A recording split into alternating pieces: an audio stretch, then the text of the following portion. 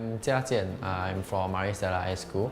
I remember one of the hardest challenges I faced when trying to do well in the English language was that I always felt that doing compositions was a nightmare to me. And not only that, even the comprehensions were drastically different from the primary school English exams. For example, a lot of it has to do with inference, language users. I didn't get any of it. I felt that in fact my school teaching was very incoherent. We often changed the teaching, and more often than not we didn't finish the syllabus at all. So I think it was around the Sec 3, Sec 4 period I noticed I really needed to get some help for English because my school teachers were not really making the cut. And I went to the first tuition center. I felt that it could be very useful to me, but I was obviously very wrong.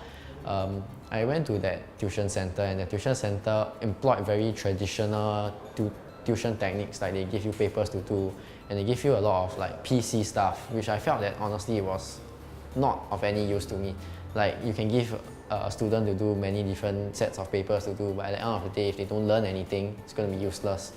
So I guess what really motivated me to go to EduEdge was that I felt that the EduEdge system, the EduEdge things that they taught was very structured.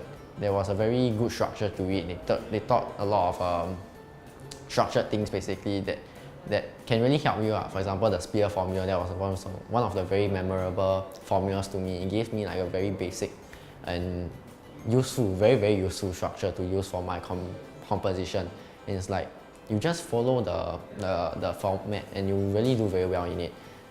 At the end of this EduEdge journey, I've made a 4 band improvement from C6 to A2 with the help of my EduEdge teachers.